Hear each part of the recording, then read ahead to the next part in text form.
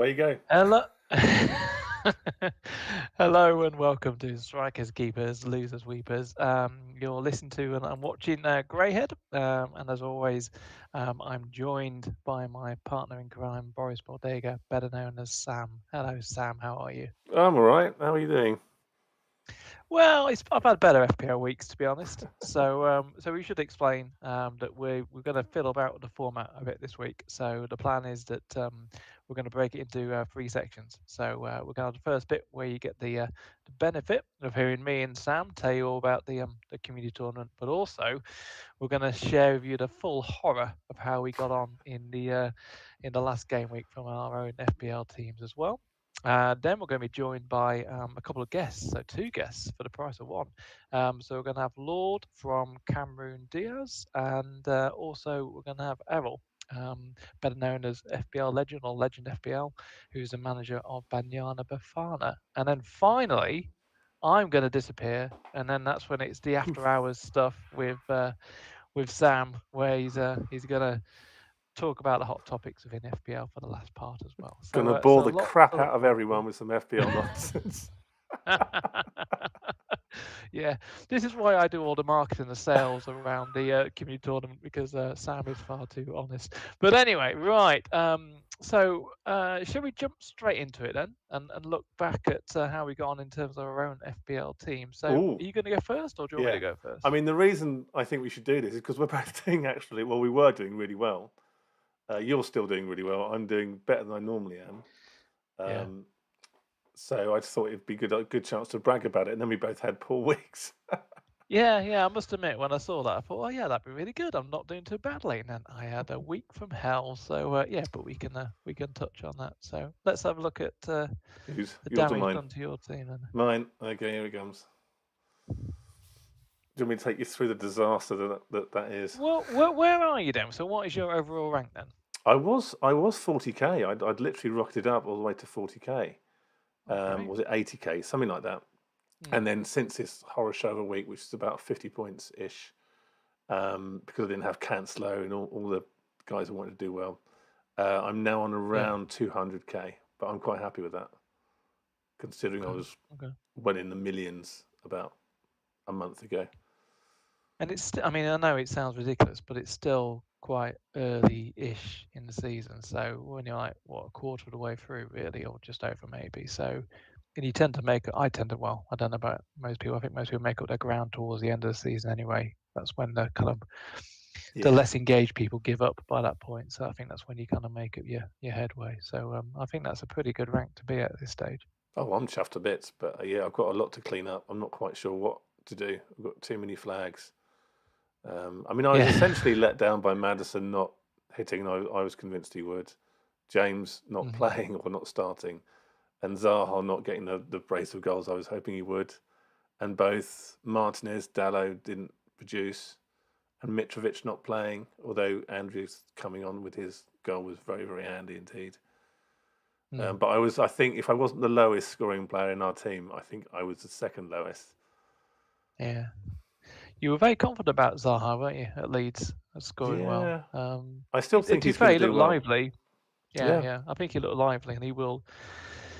He's definitely one to keep, obviously with the fixtures and so forth as well. So, but yeah, I've just look at your team now. You've gone for the, I hate the word, but everyone uses it, the freemium. So you've gone for kind of like three big heavy hitters in terms of Haaland, De Bruyne, and Kane. Um, yeah. is that something you're going to change going forward then? Kane, I'm in about, but the thing is, he keeps scoring. Mm. So I don't watching the games when I do watch the Spurs games, which isn't that often, but when I do, um, the last one again, it's just that Son's not on it. All his passes are Mm. just not hitting the nail like they used to. So they're not quite gelling like they were last season, but it doesn't really matter because Kane keeps scoring. So I'm just keeping an eye on it. And at the moment, I've got so many other fires to put out. Jesus, Mm. Yeah. God So knows. you're one to suffer from the yeah. You've like say got James Mitrovic. Well, Nico Williams is not. I mean, not these. Well, he's a kind of useful one to have around, isn't he? So I've got I'm Simicast, who just looking. probably isn't going to play anymore. Williams, No. is he going to play? I mean, what I'm probably going to do is I'm probably going to do James and Mitrovic to either like Tony and I don't know, a defender. I was looking at Saliba, but then I don't particularly want Arsenal at the moment.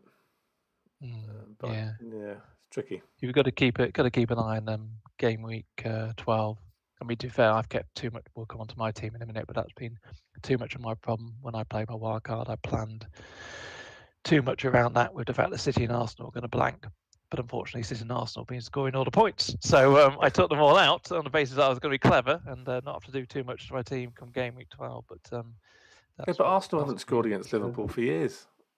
So Yeah, you can't keep them in your team if they're not going to play in a couple of weeks and they're probably not going to score. You're going to get them out. it pains me to say, but they look the real thing. So yeah, no, I think the priority come game week 13 is just getting Arsenal and City players back in the team. So yeah, I need to make plans. But you've not got Martinelli either. Seriously, are you an Arsenal fan? I mean, my God, I can't believe this. So Got Madison in for him. That's the thing. I just oh, I got the points the week before, yeah, loads and loads of yeah, points. That's why yeah, I'm yeah, definitely keeping him for a couple of weeks.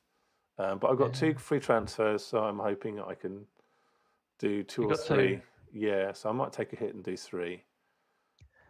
I would, yeah, not wanting to give advice. I just tidy up some of those defenders, to be honest. I'd Yeah. look, Simicast, like you're saying, get some playing ones. You're not in bad state. But talking of flags, do you want to look at mine then, and I can tell you the Yeah. full horror story. There you are.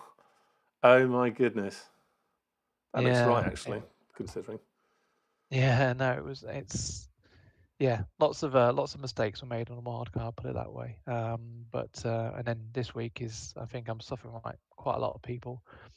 Trent was just the biggest mistake ever since I brought him back in, and obviously he's now out.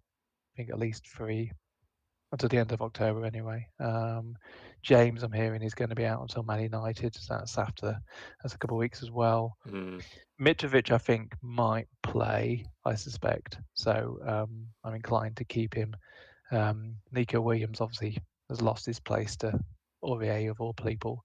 You And reckon? then, You don't reckon he yeah, might come back?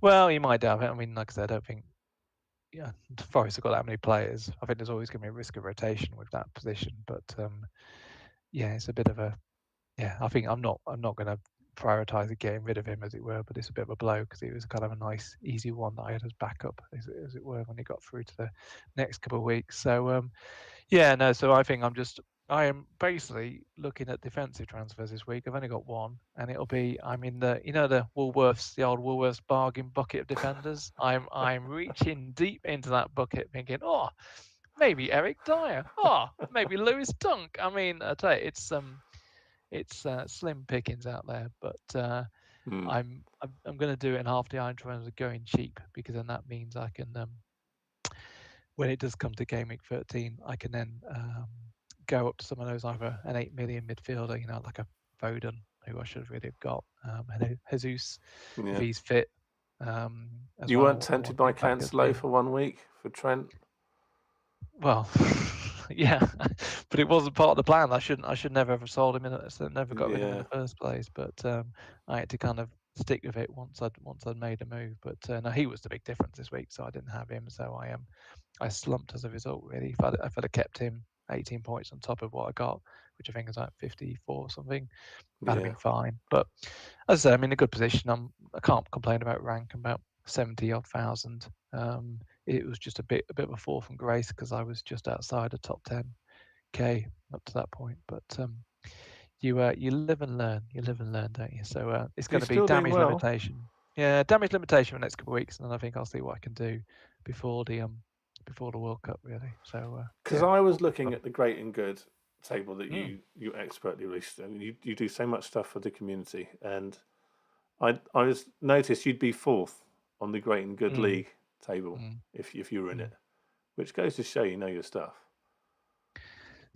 Well, no, I don't know about that, but Yeah. no, I mean, I think it's quite interesting. I always quite enjoy doing that anyway, because it's a good kind of, a lot of people use it as a barometer to how well they're getting on, Yeah. but it also proves that even content, and all these people spend loads of time, and it's their full-time profession, can get it wrong as well. So we're not alone. But I'll tell you one chap I would keep an eye on that I've just started to add to the league this year, and is Finn Soley. I think that's how you pronounce his name, Norwegian chap. But he's going to be, I think he may well overtake Fabio this year in terms of the overall Hall of Fame. Wow. And he's a very smart manager. He was one that moved to the having lots of 8 million midfielders in his wild card, and had Kane, it's just paid off for him really. So I kind of questioned it when he did it, but actually it's a very smart move. And he's got Foden, Zaha, Maddison, you name it, he's got them. But he did sell Martinelli, so he's human, which is good to see. It's good to see. So yeah. I wanted to ask you, do you think that by osmosis, because you've been doing this for years, do you think you just sort of soak up the kind of decisions that they make and the way that they play? Because obviously they all play differently. Yeah, do you think it's improved the way that you play? You kind of, yeah, definitely. Because I think just by looking at it each week, you do. I mean, to be fair, you could follow any group of managers. I personally think, but you start to pick up, trends, or when people are doing stuff, as it were. You've then got to kind of test it through your own lens of what you see on, when you watch football and so forth as well. But it just kind of, by having that information and being a more engaged manager anyway, I think you generally like to improve as well. So it just makes you just think a bit more kind of long term, a bit more strategically as well. So I'm definitely better, but there's always an element of luck and variance with this stuff. I think that's what people just have to accept as well. So there you go. Indeed. Right. Okay. So anyway, so basically we're both hoping for trying to recover, put band-aids over our teams for the next week or so. So let's switch over to the world of the community tournament and see how we see some of the big results on that one. So I think let's just pick out a couple, because I'm conscious I want to get the guests on. So shall we actually let's start with the big one. So the 8-0 thrashing Goodness gracious Fabio me, Cannavarians of Qatar Heroes. So feel a bit here because we're going to kind of mention Ron Manager, who I know he's a team captain of Qatar Heroes, but Fabio Cannavarians, they just had a fantastic week. Yeah, they just literally, if you look down the differentials that you can see down the bottom right there, it's absolutely smashed. I mean, apart from Shah, they absolutely smashed it. I mean, had Shah got a clean sheet as well, they would have been right up there. But they had, I think, 200 collective points more than any other team. They had like 1,300 points, where everyone else had about 11 to. I don't think anyone got to 1,200 even. They're on 1,100. So yeah, 7 Sackers, 6 Bowens, 4 Kanes, 2 Cancelos. So they just absolutely smashed it out of the park. And then both their strikers, Queen Cola and Uken Person 45, if that's how you say it, they both got a goal each with the exact same score, 88. So it was just one-way traffic. And I honestly, I know they're not at the top of the table, but I think they might be the main contenders, the Fabios. Oh really? Okay. Yeah, because they're just they're right up there in points. Yeah, well, we had Spaceman on the other week, didn't we? And he seemed quite organised in terms of where he was doing things and looking at his team. And I wonder whether or not when it comes to, I think they're going to be very much XG model based. I think analytical in terms of their approach. So I think they will win big like this, but I think they will lose big along the way as well. So it just depends how much they manage and settle out as they go through the season. But well done, FPL Spaceman. Very good result. Excellent play all round. Then let's have a look at maybe another one within that league, and we should probably talk about Cafu Goodmen, who are the success story, aren't they, really, of that of the Jules League. So another 4-0 win. So still undefeated, top of the table. I don't know, pick out some of the highlights, really. He's picking his strikers very well throughout the tournament, which at certain points has saved their skin, but a lot of times they haven't needed them at all just because their squad is scoring so well. They had the foresight of having 3 Martinellis, 2 more Cancelos, 2 more Kanes, 2 more Bowens than the other team, so that got them the 2 squad goals. And then, yeah, they got Sachin and FPL Harry were their strikers. They both got a goal. And PG got a healthy score of 81. And it was a tough week for some people. And managed to keep out clean sheet wipeout and FPL Glasto, who both had, again, pretty good scores of 72 and 77. So a very well played game by Cafu Men. Yeah, no, and I think also they did well in terms of picking FPL Harry. I think as an MVP because I think he's quite he's again another consistent solid manager doing well. But they seem to I think we'd have to have a look at the stats, but I think they've picked him as striker quite a lot. And then similarly they picked PG, who seems to be quite a solid scorer, as it were, as keeper quite consistently as well. So that's doing a lot of favours. And they seem to bench, and Nick seems to bench himself quite a lot as a team captain. So I'm not sure that's part of his plan, but he's obviously letting his team do the talking instead on the pitch, which is working. We won't look at them, but I did also want to call out just Warren Jules League. Well done to Maradona Kebabs, who have now picked up another win, which is great to see. So well done to FPL Dan, who's a team captain there, and he made himself striker and scored. So well done to him. And a couple of fellas were in 80s there. So FPL Naboo, who's a very good manager, and FPL Sports Science as well. So well done to them. And then and then we probably won't dwell on it because we'll upset him. But FPL Lens, who was on last week, Neto that Haaland, finally lost. So it's the curse of the podcast, I think. So they lost out to Closer Than Ever. Yeah. Which is Zishan's team, well done to them. I think Magnus was the striker that saw them off, so no shame in that whatsoever. Then moving over to the Remake League, maybe let's have a look at the Ryan's Ronaldo's against Shelby Company Limited, because that's the first point for Shelby, so that's probably worth having a quick dig into. Yeah, it was a really well played game actually, very very close. The Shelbys had them on the squad score, so they got a single goal there.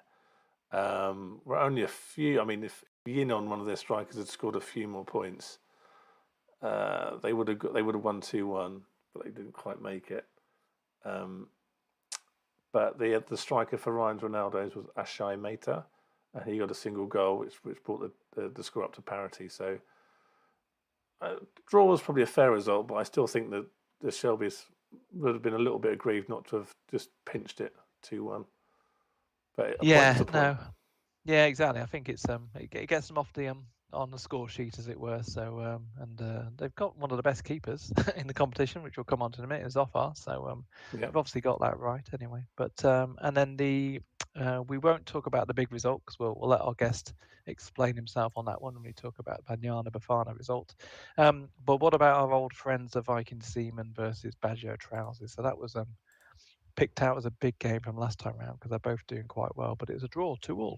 Really, really close. Really, really close. Baggio Trousers got the squad goal, but only by about 12 points.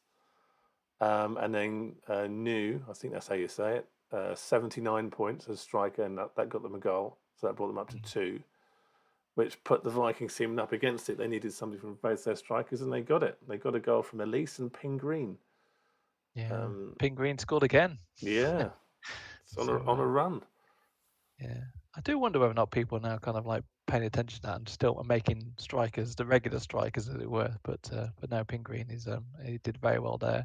And New, who you mentioned there, he was on his wild card, so he did very well there to get 79. So that shot him up the ranking. So well done to him, and a begrudging well done to Darth Crid, who keeps them moving on. Let's have a quick look at what that does to the league tables then. There you go. So that's the Jules League. And Cafu Men are right at the top there with 6 wins, a draw, and no losses, as we said before. So they've got 19 points. Neto that Haaland dropped to second with 16 points, having now finally gathered a loss. And they're closely followed by the dark horses, in my opinion, Fabio Cannavarians on 14 points. So they've only lost once, but they've got a couple of draws, which is why they're a little bit further down. At the other end of the table, we've got Qatar Heroes on 2 wins, and just beneath them, not that easy Ferguso, who got a single win and a draw, and King Otto's Grecians, who I think had a win this week. Did I get They that must have done, wrong? yes, because I think they only got their first win last week, so maybe that's 2 on the bounce. Yeah. I need to know. Sorry, I have to have a look. Yeah. I need to know. King Otto, where They are you? did Yes, 3-2, they did. 3-2, 3-2. You're 3-2. right. You're right. Right. Yeah, my stuff. I should pick out my dark horses. If you're going to say Fabio Cannavaris are the dark horses, I reckon Neymarless ones are the dark horses in that one. Ooh. That's 3 wins on the bounce. I had a quick look at the form. So they're and they've got some good managers. FPL Neima's the manager there, so team captain now, I should say. So yeah, watch out for them. So it's them. Yeah, it's not over yet. Put it that way. So Cafu good men should still look over their shoulder for now.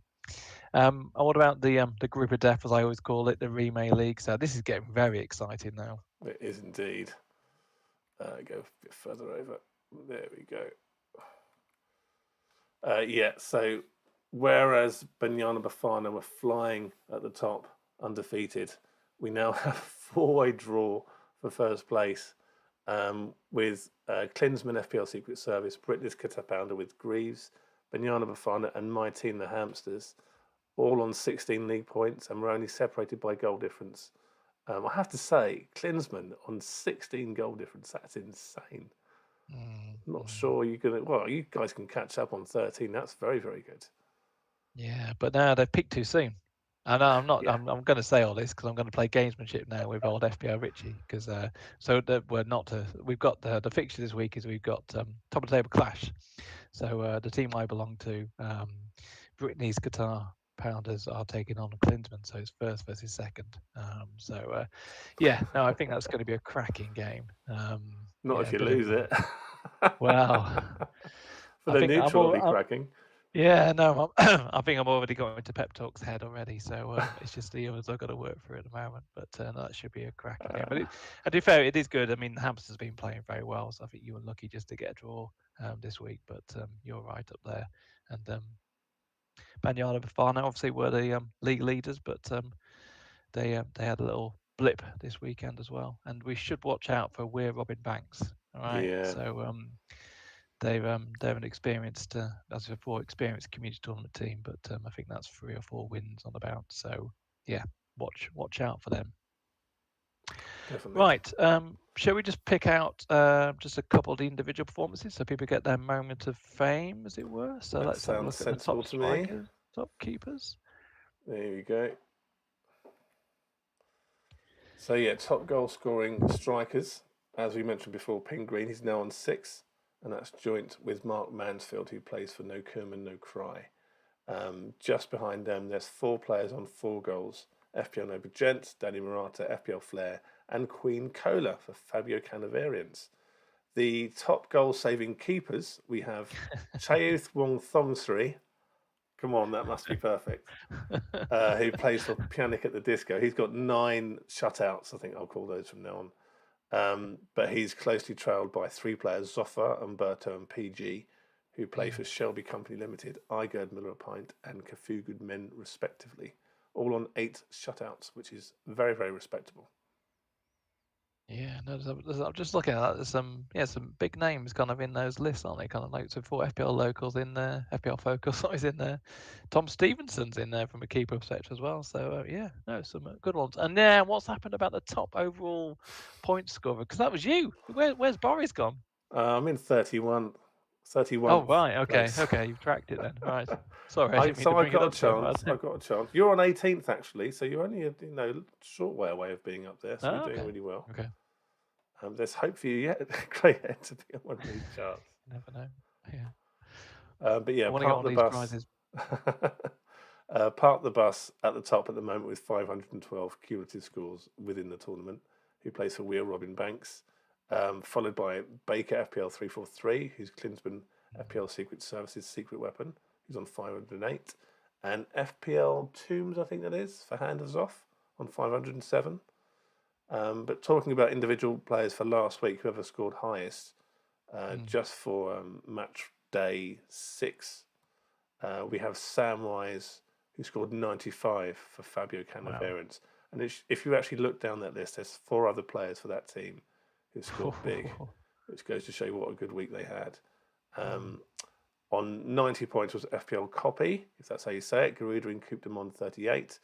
And just behind him on 88 points, with all the Fabios who got 88s as well, was FPL Sports Science for Maradona Kebab. So well done to all those. Like I say, some really good managers amongst that list as well. So excellent stuff, and hopefully you enjoy your moment of fame, Samwise. But 95 is a fantastic score, so well done indeed. Right, so we are going to take a quick break. So go away, powder your nose, have a drink, have a cup of tea, as it were. And when you come back, there's going to be 4 of us, as we're going to be joined by our guests for the week as well. We find out a bit more about their teams, how they get on FPL. We'll grill them and make them dish a dirt on their own squad mates, and we'll have a bit more fun around predicting the fixtures for this weekend to come. So look out for that. So we're back in 5.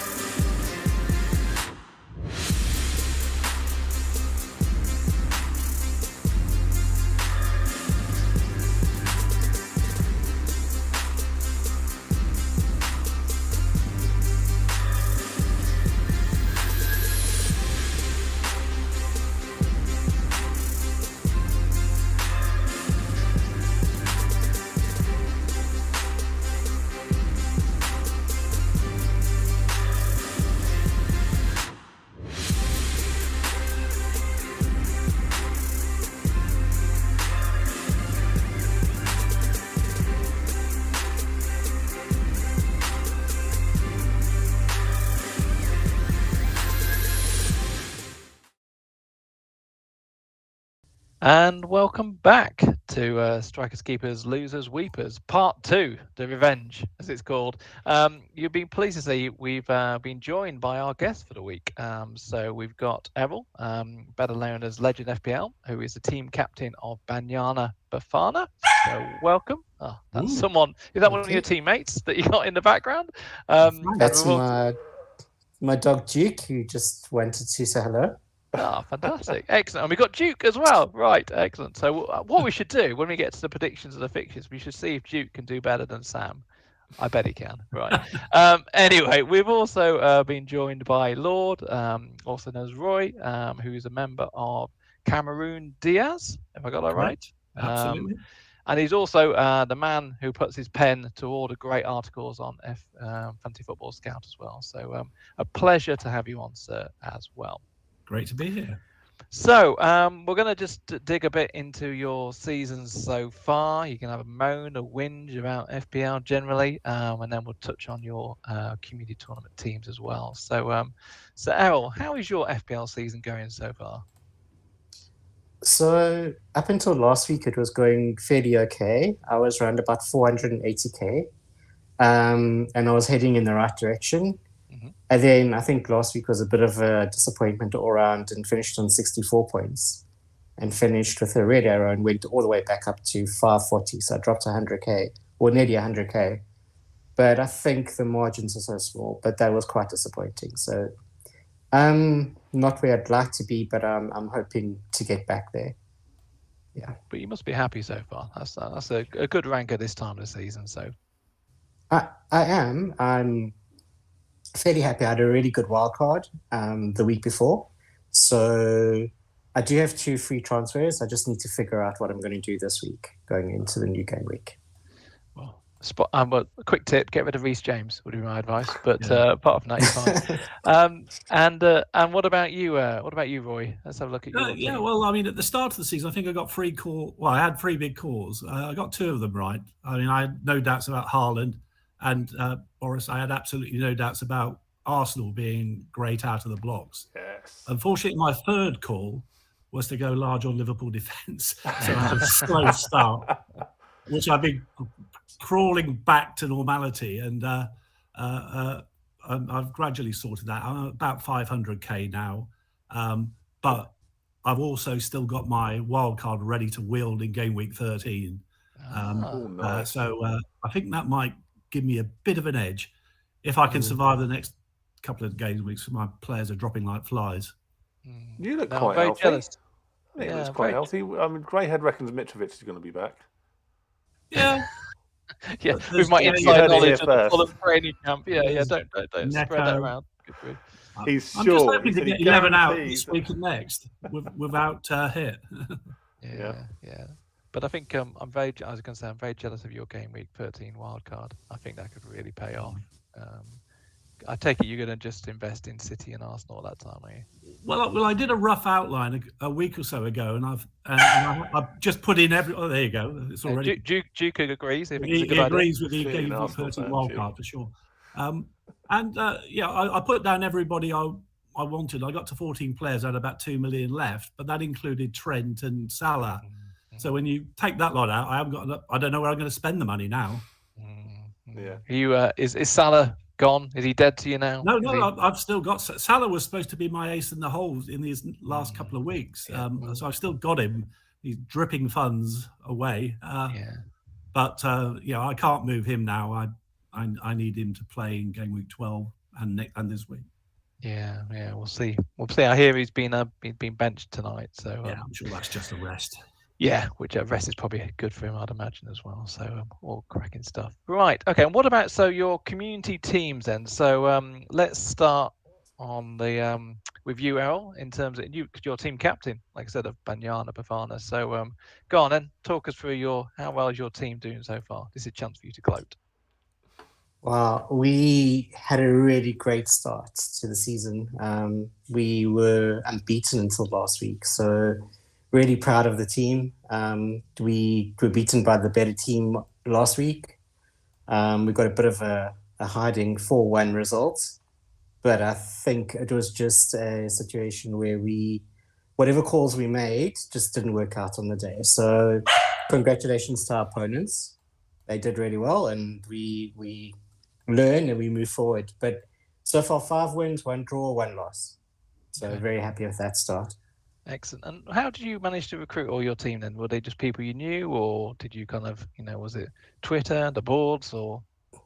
It started, I think last season. I was very interested I didn't join the tournament, but I was interested in it. I have a couple of friends who playing in other teams, and they told me about it. And as soon as the opportunity arose, I raised my hand. I wanted to get involved in the community, and I love FPL. And the team itself, we all novices. We all first-time players.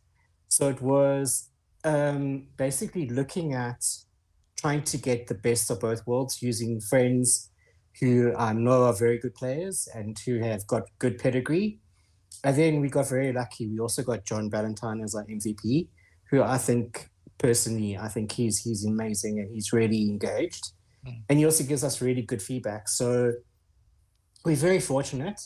We have good experience. We have people from all over the world, really, from Canada to India, South Africa, all over Africa. So we have a very multinational team, which is really cool as well. So it's really been exciting so far. Yeah, that's one of the good things about it. I mean, aside from obviously all the fun we have around bad competition, but I always like hearing about when it's kind of a global team, as it were, because I think that's that kind of interaction across different countries is just brilliant. And and it's nice to see MVPs being involved as well. I mean, John Valentine is a fantastic manager, but again, it's kind of good to get some insight from him as well. So that's great. What about you, Roy? You've been involved in community tournaments since the day dot, haven't you? Yes, no, I have. Yeah, back in the day, I played in one of Boris's teams. Well, I mean, you're clearly going for balance in this program because we're having a terrible season. We're loitering somewhere at the bottom and heading in the wrong direction. I don't know why. We've got a team dripping with talent. They've all been brought up properly and got good families, but we're just not really performing. We did have a great result last week. I know you were bigging up the Fabios, and they are doing very well, but we had a stunning victory against them last week. I wrote about it length, as you do, because it was a comeback of the century. But we were silenced by the Lambs this week, and by quite a few teams. So we need to do a bit better. So I'm sure the manager will be having us in for training soon. But like you say, you've got a good experienced team then. So you've got Duke is agreeing all along of all this. But I mean, you've got like I say, you've got a good experienced team there. You've even got TED Talks as well. Yeah, so TED Talks. Yes, he's our MVP. We've got Savanch, who you know very well, and Mark Reynolds Murr, who's a veteran, and the rest of the team. They're full of experience and lots of top 10K finishes and so on. But maybe we just haven't had the rub of the green yet. Yeah, no, I feel like I'm pretty confident you're going to soon move up that table. All right, so I think you've just learned it's not about peaking too soon. It's just kind of like peaking at the right time. So very confident you'll be on your way back from there. So that's great to see. Okay, so let's then just dip into have a look. Try and get you to dish a bit of dirt on your teams. I think that's only fair. So, because Duke is desperate to have his say on this, so let's have a look at. We're going to ask you some questions now, and I think we'll just take it in turns back and forth. You can try and convince me and Sam about who's got the most worthy nomination across your squad. So, Errol, who is the best FPL manager across your team? I've been giving this a lot of thought. I think John, definitely based on his pedigree and his rankings over the years, he's definitely up there. So I definitely think John, and I'd also like to give a shout out to Nick, who is one of our really, really experienced managers as well. So I'd say those two are probably the best two currently in our team. Okay, so you've got John Ballantyne to beat there. Roy, so who's the best one amongst your lot then? Apart from yourself, obviously. No. I mean, obviously, modesty prevents me from saying that. I mean, Adam Ryan, Ronaldo, is our top scorer at the moment. He's having a good season. Murr always starts well, but he's already started running out of steam. And Spats, our team manager, his work mini league pays for his holiday every year, so I think that's his priority. But of course, as well as Ted Talks, who's a great manager, I think I have to take this opportunity to big up Savanch, who was much too modest to put himself forward last year as the best player in our squad, but clearly he is. And whilst he's not started quite as quickly this year as last, he's still way up there, and has certainly got something going in terms of number 2 in the world last year. So deputy world champion, I think. That's a hell of a thing to have in the squad. And we had a great time at the end of last season, vicariously following his success and living off it and saying that he learned it all from us. So yes, Savanch, well done, mate. Yeah, no, I was desperate for him to win. I've got to be honest. On that final week, I thought, obviously the winners in our competition now as well, so we shouldn't make too much of that. But no, I mean, Savanch was involved last season, so I really, I was really hoping he'd kind of nick it at the end. But and he's a great guy, like you say, very modest. I think when we had him on last year, Sam, he was very humble about it all, wasn't he? Yeah, it's very chilled. That's what really impressed me. And most people would be stressing out, because there's so many things you could do that might win you, that might lose it. But he was really, really down to earth and very, chilled out about it. I mean, he should get extra points for carrying the rest of us all season as well.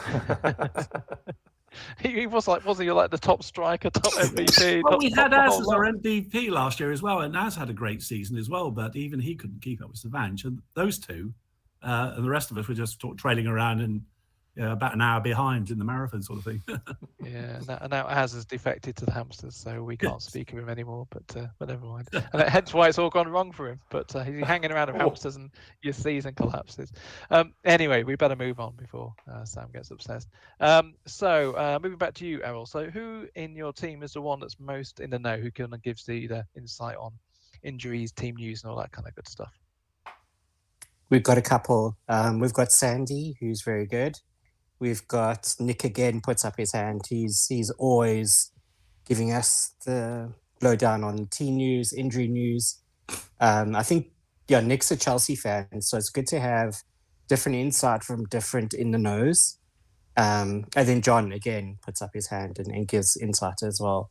So we fortunate in that respect. We've got 3 really good guys. So you've got quite a few there already to dip in. What about you, Roy? Who's the one they're all a bunch of trolls, I'm afraid. I think they're in the know, but I just think it's whoever's like following FPL Rockstar or the guy from Spurs or whatever. We get lots of gossip. What I will say is that the guys are all very good at sharing what they know, but I don't know if it's helping us any. Yeah, no, I know. All right, good stuff. And what about who's the one? Start with you, Roy, this time. Who's the joker in the pack, as it were? Who's the one? Well, there is no single joker. I mean, we're a pretty good community for sort of sharing gossip and information. We frequently stray from the FPL path. Perhaps that's why we're not doing so well. There's no one person, but I think everybody chips in with amusing memes or snippets that make us all laugh or whatever, or just something going on in our own lives that we want to share that cracks people up. So I can't really give anybody credit, but the whole group are pretty good. That's pretty good to hear. What about you, Errol? Have you got anyone, or is it a good team spirit? We've got a very good team spirit, but we have Gaz, who I think he keeps us on our toes, definitely. He's definitely the joker in the team. Comes up with some very creative ideas of how he wants to, particularly when it comes to taking hits and stuff. We basically tell him no, and he'll go ahead and do it anyway. So, it's quite funny. Well, we know the answer to one of the next questions then. So I was going to ask you, who is the most maverick manager, but it sounds to me like you've just answered the question then. Yep, he would definitely get that. Definitely thinks outside of the box. I think sometimes way outside of the box, but that's also cool because I think sometimes we don't even think of the players that he comes up with. And I think that's also quite nice that you got a slightly different template. He definitely is not template player. He's very maverick in his approach. Very good, very good. What about you, Roy? Who's your Maverick one? Well, that's pretty easy because we all want to win. It's just Savanch was better at challenging it, but no, there's nobody who's really out there in a mad way, but it's pretty competitive. Okay. All right. Good stuff. And then when you look at your team members, is there kind of a dullard or is there kind of like a more conservative manager amongst your lot? Roy, sorry, I've got to remember who to ask the question to. So Roy, what about you? Right, well, I put my hand up. I am definitely the dullard. I am as boring as whatever. I really am. I'd have 15 Haalands in my team if I could, and I wouldn't care that they were 85% owned. I'd just take the points and think that was good. For a Maverick, I should give an honourable mention to Ari, who's constantly finding new ways to amaze us.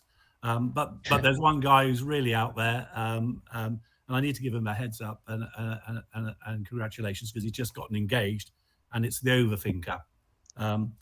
He absolutely will not go conventionally. He doesn't have Haaland. He likes to captain defenders. We had a whole thing last year about Trent versus Salah, which he mostly won. And last week he captained James. So yeah, the guy likes a chance. And it could have paid off. To be fair. So the logic was sound, but no. And we should offer our congratulations to the Overthinker for his engagement as well. It's fantastic to hear. So what about you, Errol? Have you got a conservative manager amongst your lot that steadies the ship? I think definitely me. I'm very risk averse. I like playing it safe. So my team is generally fairly template. And then we've got 5 or 6 other players who I'd like to say are also conservative. So we have I think Donna and Lins are fairly conservative in their play, as well as maybe Faith. So it's nice because we've got that eclectic mix. We've got some people who are the risk takers who prepare to take a bit of a punt on a game week, and if it pays off, fantastic. And then you've got the more conservative template type players who are really risk averse and try and stay to, try and make sure that the hits are kept to a minimum.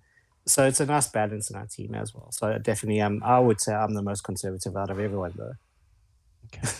So just to kind of off on a tangent. So when you come to pick your team, then do you stick with the cliched have the conservative player in goal, and then you look to put your Mavericks as strikers, or do you take a different approach? Sure. Initially, I thought that for me the goalkeeper is probably the most critical player. So I've chosen generally to try and go with the player that I think is going to do the best in the week. Haven't always got that right, but I think it does depend on the week-on-week situation and squad. But I think generally I like to put John forward as goalkeeper sometimes, but then mix it up a little to try and confuse the opposition. Didn't work out so well this week. But yeah, I think John for me, his team and the way he plays is ideally suited to the goalkeeper position. All right, perfect. All right, and then last but not least, while Sam is doing bizarre stuff to the graphics far aside, I think I've seen my face whiz around the screen about 15 times. But last but not least, so Roy, let's ask you, who is the manager who always submits their team sheets last and gets told off and put in a naughty step? I can't really say because I'm not the manager. What I will say is that I'm always the first. Well, I'm close to the first. Mostly because if I post my team early, I might get some decent advice on where I'm going wrong. I suspect that on some weeks if Spats, our manager, left out everybody who hadn't submitted their team promptly, we might be fielding 6 aside, but it varies and I'm probably being unfair. So you're the teacher's pet. All right, okay, excellent stuff. I am. That's what I see. And what about you? So Errol, so with regards to your team, who's the one that frustrates you? Who's the one that kind of tells you their team right at the last minute? Sure. So to be fair to the team, they're pretty all good. We have a deadline which most keep to or stick to. I think with the challenges sometimes the players that are in Canada and America, the deadlines are not always kind, but we generally do have like a kind of rule that we try and get our teams out. So I can't really pick on anyone, to be fair. I don't want to throw anyone under the bus. they generally are very good. You're way too diplomatic.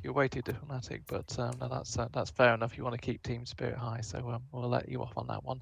So that's brilliant. So excellent. So that's good. Let's then move on now just to a bit of fun around the predictions. So we're just going to get you to predict some of the games coming up in the community tournament. So we pick 3 games from each league. We'll get Sam to make up some rubbish to do with stats and so forth, and then you can just go on gut instinct and whether or not you like their team name and beat them in the predictions. Just as I mentioned before, I am keeping a tally this year to find out how well people are getting on. Last week was a disaster. Len's only got 1 result right, so I only got 1 point. Luckily, Sam, you got 2 right in terms of right, so you got 2 points. So you won, but it was more a win on a technicality, I'm afraid. So it wasn't very impressive all round. I'll take it. Yeah, well, yeah. Anything you can take. Right. Okay. So the 3 games I've picked out. So let's start off with Hand of Zoth. This is from Jules League versus the Nameless Ones or Neymarless Ones, and they're that team. Both teams actually are undefeated in 3 games, so it's a matchup of 2 teams on form. So go on then, Sam. You can give us the stats, and that'll give us a chance for Errol and Roy to compose themselves. So, well, the differentials you can see on the screen. 4 Zaha, so again, is bound to score a brace. I'm quite keen on Tony as well. I think Tony's going to do well. But then Perisic, you never know. He could suddenly pull off some assists and even a goal. And Bowen, of course, is also on fire. So it's going to be a close one by the looks of things. I'm going to hedge my bets on the Neymarless Ones. I'm going to say it's going to be a 2-1 victory. So you're going with the Nameless Ones. Right. Okay. What about you, Roy? Let's go with you first. Oh, no. I mean, this was always going to be a tight one. I think it's going to be 2-2. I don't see any differentials there to change my mind. Excellent. Good stuff. Errol or Duke, what do you reckon? What do you reckon the score is going to be in this one?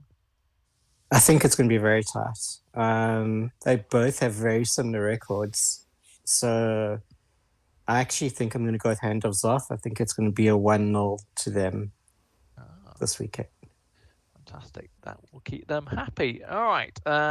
Next, let's move on to the Murder on the Dance Floor. I do like that team name. Very good. Versus Closer Than Ever. So this is Speedy's outfit against Zishan's outfit as well, his team. So we've got Magnus amongst their ranks. So they both kind of had mixed form so far, but Close Never did beat Neto at Haaland recently, so they've had a big win. So let's go, Sam, let's go with you first so you can pick us through the data. It's close, isn't it? I think maybe the 4 Fodens might edge it for them. I mean, they've got Martinelli on the other hand on Closer Than Ever, and he's on fire. I'm going to go for Speedy's outfit. I'm going to say it's going to be a 2-0 victory. Excellent. Errol, which way do you reckon it's going to go? I'm going to agree with Sam on this one. I think it might actually be slightly higher. 4-0. I'm going to go with 4-0 one there for Speedy's outfit.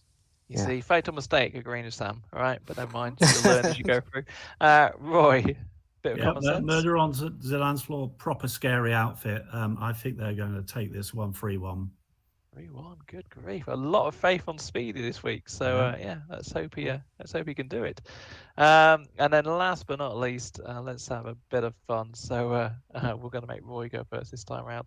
So Sheikh Blatter and Raul, who let's not forget were the team that won the league last year round against Cameron Diaz. So Roy, we're going to put you on the spot first.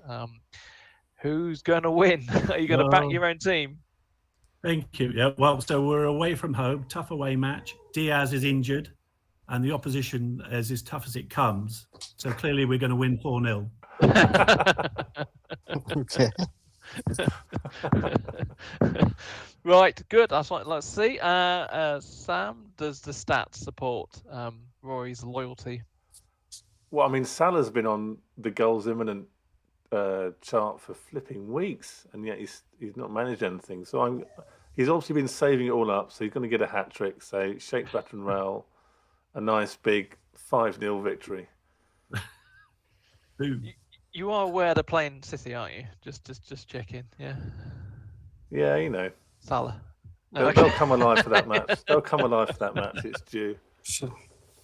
Fair enough. All right, Errol, come on, please. Give us a bit. I've got to disagree with Sam this time around. I'm going to go with Cameron Diaz. I think they might just edge it 2-1. I think it's going to be quite tight. Excellent. There's a huge number of differentials in those teams. 52 differentials between them. It's insane. Yeah. So it could go either way, really. So that means somebody's going to lose big.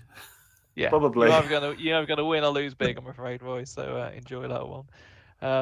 Okay, let's then move over to the Remake League, and yeah, this time to put Errol on the spot. So we're going to make you predict Banyana Bafana versus Fanic at the Disco. So yeah, so are you going to regain your mojo this time round? I am confident we can. We just need to make sure that we get the right choices. I think this week is going to be interesting because of all the injuries that are happening at the moment. I think that it's going to shake up the template a little bit. Yeah. But I'm confident that we can recover and we can win maybe 3-1. I'll be happy with a 3-1. Excellent. See, you should have gone higher. Go 8-0. Just if I'm predicting my team is going to be 8-0, but a bit more restrained than everyone else. Sam, what do you reckon the differentials tell us here? I like the Edouard pick because I was looking at Edouard as well. It's one of the differentials for Banyana Bafana. So on that alone, no. The 3 Tonys, 2 De Bruynes. I mean, I quite like the differentials. I'm going to go for a 2-0 victory for Banyana Bafana. Okay. Right, now, Roy, Errol was on your side. He supported you. Yeah. Are you going to show that same solidarity? Well, I think the Banyana Bafamas, it's a bit like in the World Cup in the early rounds where you get those fresh new teams that you never heard of who come in and blow us all away by showing us something new. And I think that's what Errol's team has done from the outset, and you've rightly lauded them every week. And so have I when I've been following their progress. I think they're great. They had a blip last week, but I'm confident they'll be back to form and they're going to win 3-0. Wow, Errol, you've got the vote of confidence from everyone. I mean, that can only mean one thing: you're going to lose. But never mind. Right, then let's move on. Now this is the big game. All right, okay. So I'm vested interest here. So this is a top of the table clash. First versus second. We talked a bit more about it earlier on. So it's Klinsmann's Secret Service, so FPL Richie's team, who are top currently, taking on my team, Brittany's Quarter Pounder or Qatar Pounder with Greaves. So I'll let Sam go first because I know he's going to go against us, and then you can bring it back, Roy and Errol. So Sam, what do you reckon? Well, you guys are in trouble. What, 7 Wards? Here we go. 7 Wards, 2 Perisic, 2 Williams, 2 Alexandra. I mean, you're going to have loads of hits, aren't you? It's going to be a very hit-rich week for you guys. So it's going to have to be a 5-0 to Klinsmann. Gee. They look great, right. and your team looks like it's falling apart, I'm afraid. Excellent. That can only mean one thing: we're going to win. Right, Errol, what do you reckon? Surely the Ward and Andreas are going to score big this week. I think. Sorry, Sam. I'm going to go against you on that one. I think Greyhead's team are going to rise to the occasion. They're going to win 2-0. I know. Yeah, I think they're going to win 2-0. I'm going to stick to that. Very good. All right, excellent. Already one of my favourite guests. Now, hopefully, being my second favourite guest, Roy, who's going to win this one? Well, it's the 60th anniversary of Dr. No coming out, isn't it, at the moment? Yes. So the picture that I have in my mind is Brittany reprising Ursula Andress in a white bikini, coming out of the ocean onto the beach with a juicy burger, leaving the Secret Service shaken and properly stirred. 3-1 to the Britney. Fantastic. No, I'm already looking for dodgy Bond memes that I can send to FPL Richie when they lose, trust me. So excellent, good. So Sam, that's how you make predictions. There you go. All right, and then last but not least, we should look at one last one before we move on. This is the Fangs of Suarez, who have had, 4 losses on the bounce against We're Robin Banks, who've had 4 wins on the bounce. So Sam, surely this should only go one way. Yeah, you would think so. And they're really on good form with Robin Banks. And they're one of the veteran teams of the competition. They've been around for quite a few seasons. So they do know their stuff. Looking at the differentials, 4 Zahas for Fangs of Suarez and 3 Tonys. Well, I quite like that. I'm going to go for a 1-0 victory for Fangs of Suarez, but I think it'll be close. Seriously, have you got a poster of Zaha on your wall or something? Well, if not, I'm going to buy you one. Your obsession is becoming almost like Ben White levels, to be honest. Mark my words, hat-trick this week. Mark my words. Yeah, but you're going to say this every week until he does score a hat-trick. Anyway, all right. Eventually I'll be right. Yeah, eventually you will be right, yeah. Errol, what do you reckon? I think it's going to be tight again, but I'm going to go for a 1-1 draw, maybe. Yeah. Okay, nice and tight, that one. What about you, Roy? Right, well, Fangs of Suarez at home, so presumably that means it's a night match. And I think We're Robin Banks are going to find that they've entered the wrong kind of bank and are going to end up in trouble. So Fangs of Suarez 2-0. Fantastic. Good stuff.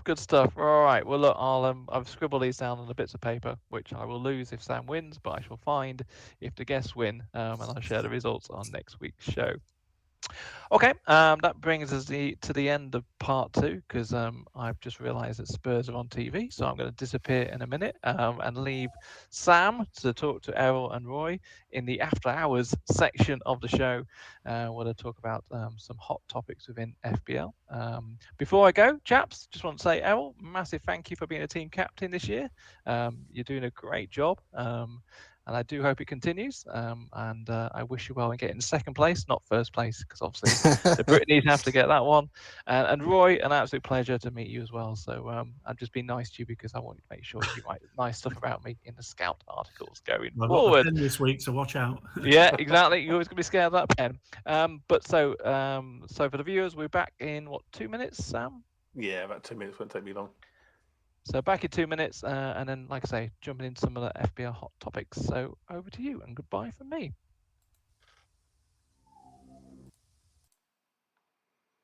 Cool. You can drop off if you'd like. Good luck.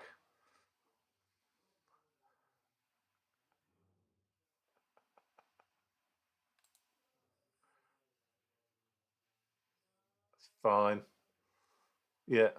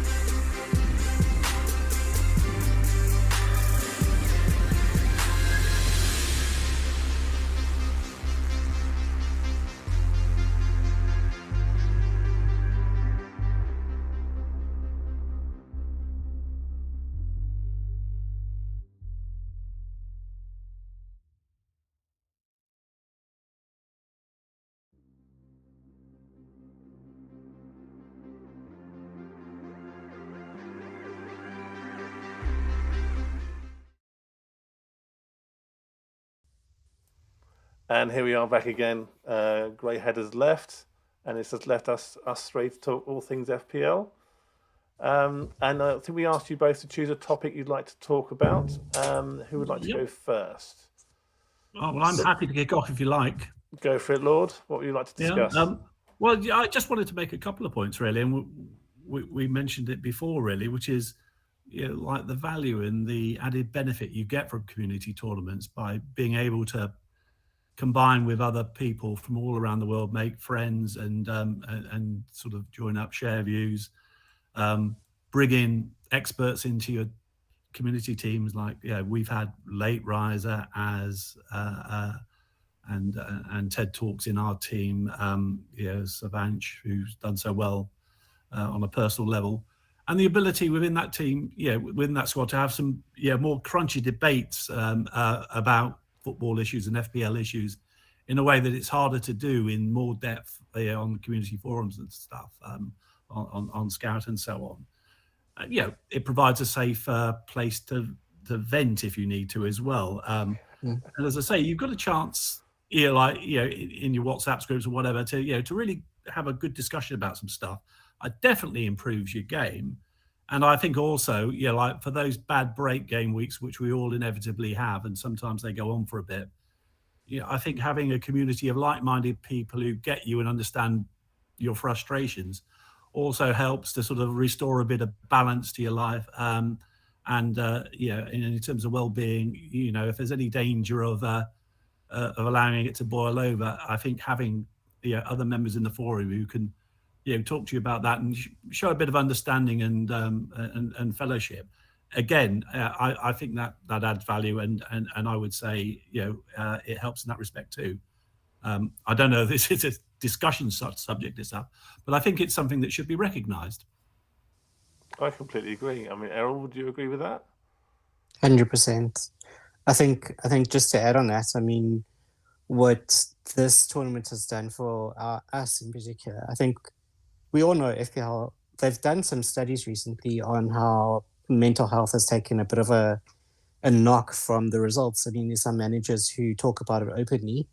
When they do have a bad game week, it can really affect you. And in this community in general, I mean, even the chats that we're involved in, you always got supportive people who are always there to back you and to lift you when you need that lift. And I think that is so critical, especially in the world we're living in right now. There's so many uncertainties.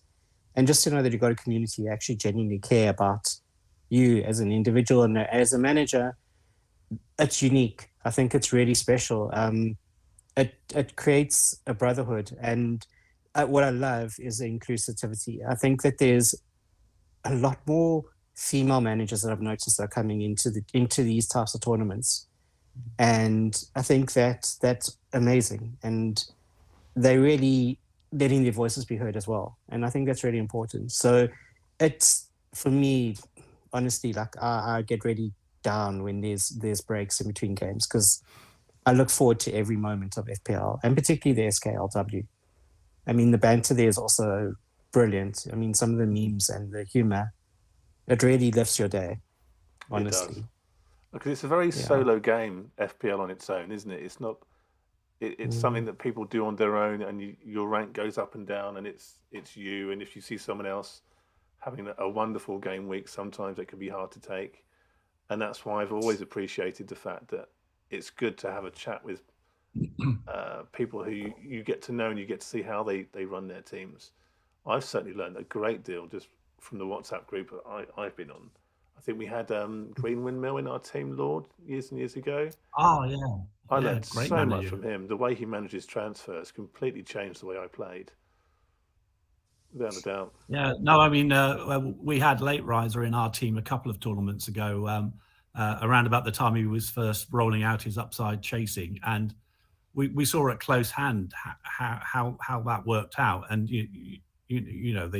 having that sort of like wisdom to sort of spot an opportunity that that went slightly against the grain of the moment, but when it pays off with such impact that it can have step change in your season. And I only wish I'd followed it more. But I remember I was sort of proud of myself because I'd managed some hokey cokies with some defenders to say 0.1 or something. Meanwhile, late riser was rolling in a hat trick from Aguero when nobody had him. Brilliant. Yeah, it is fascinating to see, and I think the MVPs are quite handy for that, especially when they're involved in the teams. Definitely. I mean, just again, not to. I mean, John from our side, Valentine has been incredible, but I follow a lot of the black box as a Mark who I really admire as well, and I think sometimes they get it really hard if they make a decision that goes badly. And I think Mark in particular this season. He's really got people getting on his back, and I find that really hard for him. I feel for him because I know in a way that they are the content creators, but I also feel like they're human. At the end of the day, they make a mistake. We all make mistakes, and I just feel sometimes the MVPs that you engage with the teams are amazing. I can also understand why some are reluctant, because they feel that they're also maybe not. That maybe if they do engage and they make a mistake, that they'll get the same kind of treatment, not from the community, but just in general. Because social media can be cruel. You make one mistake in FPL and people remember that, but if you do a good call, then it's forgotten the next week. And so, I think sometimes there's a bullying element of it that I don't like, though.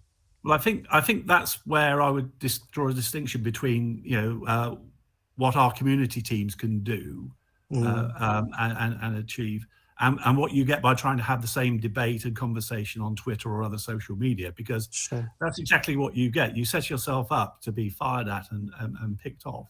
Whereas, I think for most of us, all we want is a genuine debate about, well, okay, you decided to go without Haaland.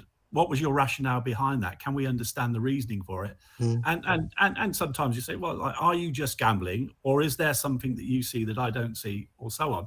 And I think that's what the debate should be about. It shouldn't be, will you kindly self-flagellate yourself in front of everybody else because you, after the event, have been shown to have gotten the call wrong? I mean, for heaven's sake.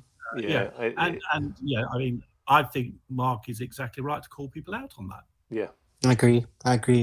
I fully agree. I think there's one, Andy North, I think. He's been very vocal about not having Salah in his team for quite a while.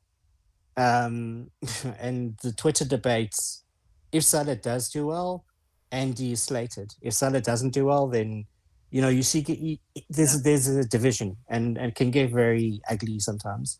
But I think the community in large, the SKLW, whoever I've interacted with, I think this is ideally what we need more of, because it is such an amazing community. And you almost, like I said, it is a brotherhood. We lost badly 4-1, but you know what? The entire team's like, we lost to the better team. Let's move on. We got to accept that. You can't win every game.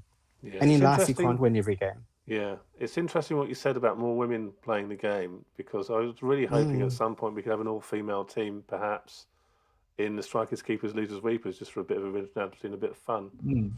I think that would be an amazing idea. I actually think that would be a brilliant idea. And it definitely I would prefer it if there were so many playing the game that that you need more than that, and it just becomes another factor of the game that it's truly sort of diverse. Agreed. Definitely. I think next season you could very likely have even two teams who could come in onto the scene, because word of mouth.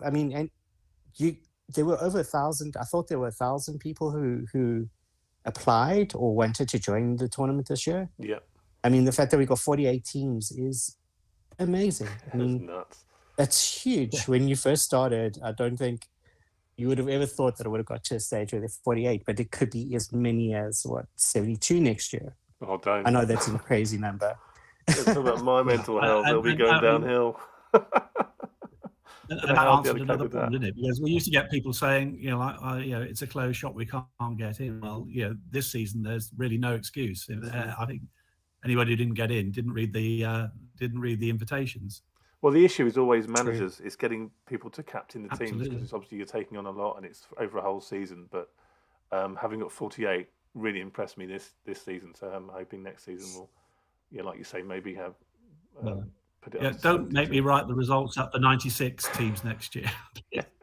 Yeah, that would be something. We'll have to adapt it somehow. Right. So, Errol, did you have a particular subject you wanted to catch up on? We've got maybe about 7 more minutes. You want to have a chat about? I think the hot topic at the moment is the injuries that are, and particularly defense. I kind of agreed with Andy in the beginning. Well, I heard you guys talking a little bit earlier.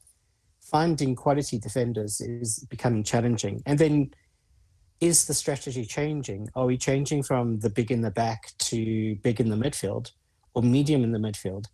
So I think the template that everyone was following for the first 10 game weeks is about to probably split wide open.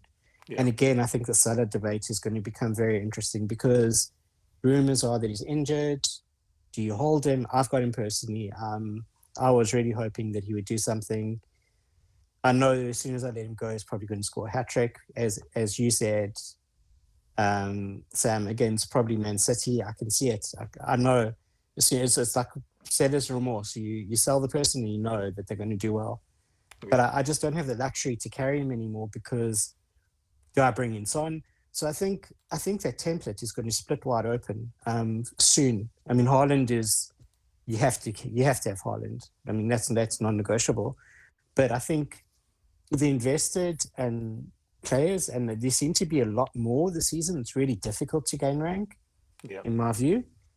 They really seem to have like that template almost nailed down. So I'd like to see the game kind of open up a bit, so that you do have the rank swings.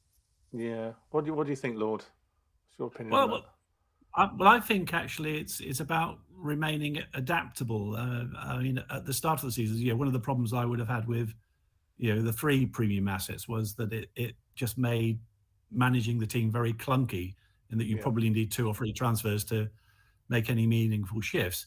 2 premiums, became the template and had been the template, and as long as you're not doing something like 4-5-1 or something like that, and with 2 cheapo non-playing strikers, you maintain flexibility. Now we're faced with the prospect with Haaland being so automatic as the captain that, do we only need 1 premium? But actually, because I'm thinking about my wildcard in game week 13, I don't know if it is such a question when you've got the flexibility of a wildcard to set it up, because I think I'll end up keeping Salah. A, because I lost a lot of money on him and I might get it back if he does return to form. And B, it doesn't take up a disproportionate amount of my budget at the moment, because a lot of the other players I want after Haaland are 8 million or whatever. Mm-hmm. And there's plenty of choice in defence. You can still go for premium defenders, like Cancelo or James when he's fit and so on. And maybe even Trent at a later date will come back into the reckoning. But equally, I'm looking at bringing in defenders like Greyhead for 4.3 million with great fixtures and pretty nailed, or in game week 12, take my choice of Brighton defenders for a very sweet fixture, without having to worry about having assets I don't want in game week 13 because I've got the wild card. So I can go either way, and I don't think funds is really stopping me from doing stuff at the moment. At least that's the way it looks to me. But of course, as soon as I decide on all that, something will happen and the template will shift again. And I mean, the interesting thing this time around is, we've only really got 4 or 5 game weeks to worry about now. That then we've all got another wild card, and we'll spend 6 weeks, like talking about what the next template is and whether we shift to it and that, and that'll be fascinating. Will we all sort of like, levitate into the same area, or will we all go off at tangents depending on what our various sort of styles of playing are? Yeah, I for me, this is the exciting thing about FPL, and it's being able to adapt to these different sort of situations. Like when Leicester won and Vardy and Mahrez were so cheap, budget almost didn't matter, because then you had so much money to spend on other players. Haaland being as a perma captain. Again, it's not the first time. I remember when Suarez was literally scoring for fun every single week. It was a very rare week he didn't score, so he was almost a perma captain. And obviously, I think Robin van Persie was one as well. So this is sort of how the winners of FPL and the ones who are regularly at the top have to adapt their game every season. Because I don't know if you remember last season, everyone was saying, well, there's no strikers. So maybe they should change the game. And it's just been a new season is completely different because now Kane's scoring. Now you can't fit enough strikers in your team. So that's what I think I love about FPL. And I wish I was better at it because then I'd do much better.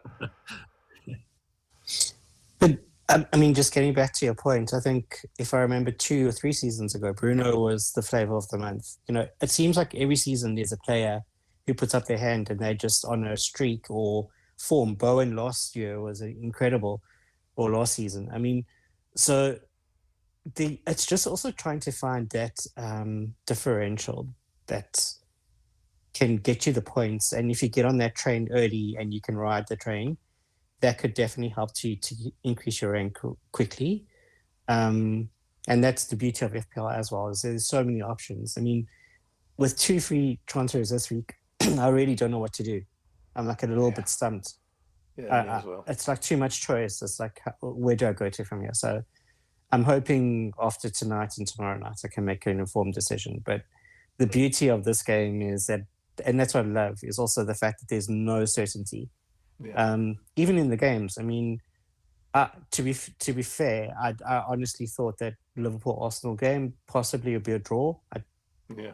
Just based on the record, I didn't fancy Arsenal to win, and they really are playing incredibly well, and kudos to them. And Sam, I really think they're going to do incredibly well this season. I think they're one of the teams that will be the surprise. You always have a surprise team. We shall see. It's all going to come down to injuries and that sort of thing. But I think we're running out of time. So I just want to quickly say, before we drop out, thank you very much to you both. It's been a really nice chat. And I hope your decisions for this game week do go well and you have a very high rank. Thank you. Thank you for having me. And thank you. And thank you, Lord. It was really nice to meet you, Roy. And you, Sam. But thank you so much. Pleasure. Thanks so much for coming on. And yes, good luck.